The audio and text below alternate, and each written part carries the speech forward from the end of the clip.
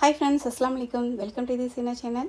இன்றைக்கி வந்து பார்த்திங்கன்னா மட்டனில் ஸ்பைசி கிரேவி செஞ்சுருக்கேன். டேஸ்ட் ரொம்ப நல்லா இருந்தது. ட்ரை பண்ணி பாருங்கள். இதை எப்படி செய்கிறதுன்னு பார்க்கலாம். அடுப்பில் குக்கர் வச்சுட்டு ஆயில் சேர்த்துட்டு கட் பண்ணி வச்சுருக்கேன். வெங்காயம் சேர்த்துட்டேன். வெங்காயம் நல்லா வதங்கினதுக்கப்புறமா இஞ்சி பூண்டு விழுது சேர்த்துட்டு தக்காளி வந்து மிக்சியில் அரைச்சி வச்சுருக்கேன். அதையும் சேர்த்துட்டு நல்லா அந்த தக்காளி வந்து எண்ணெய் பிரிஞ்சு வரணும். அதுக்கப்புறமா நம்ம மசாலா சேர்த்துக்கலாம். அதுக்கப்புறம் பார்த்திங்கனாக்கா மஞ்சத்தூள், மிளகாத்தூள், தனி மிளகாய்த்தூள் தான் காஷ்மீரி மிளகாய்த்தூள் சேர்த்துருக்கேன். டேஸ்ட்டு ரொம்ப நல்லாயிருக்கும், கலர்ஃபுல்லாக இருக்கும். மிளகு ஜீரகத்தூள் சேர்த்து பட்டை கிராம்பு ஏலக்காய் தூள் சேர்த்துட்டேன்.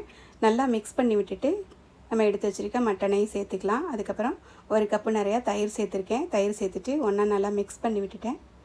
இப்போ இதுக்கு தேவையான உப்பு சேர்த்துட்டேன்.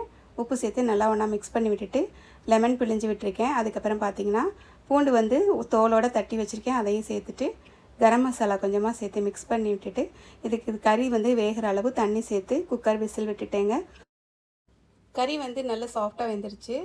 இந்த மசாலாவும் பார்த்திங்கன்னா நல்லா திக்காயிருச்சு. இதுக்கப்புறம் பார்த்திங்கன்னா இதில் வந்து நல்லா சில்லி ஃப்ளேக்ஸ் கொஞ்சம் சேர்த்துக்கலாம். டேஸ்ட்டு ரொம்ப நல்லாயிருக்கும். அதுக்கப்புறமா கஸ்தூரி மேத்தியும் கருவேப்பிலை, கொத்தமல்லி கீரை சேர்த்துக்கிறேன்.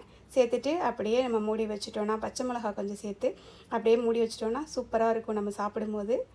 ட்ரை பண்ணி பாருங்கள். இது வந்து சப்பாத்தி, அதுக்கப்புறம் சாப்பாட்டுக்கெலாம் செம்ம டேஸ்ட்டாக இருக்குங்க. பார்க்கவே கலர்ஃபுல்லாக வந்திருக்கு. கறிலாம் நல்லா சாஃப்டாக வெந்திருக்குங்க. கண்டிப்பாக ட்ரை பண்ணி பாருங்கள். எப்படி இருந்ததுன்னு மறக்காமல் கமெண்ட் பண்ணுங்கள். நெக்ஸ்ட் வீடியோவில் பார்க்கலாம். தேங்க்யூ.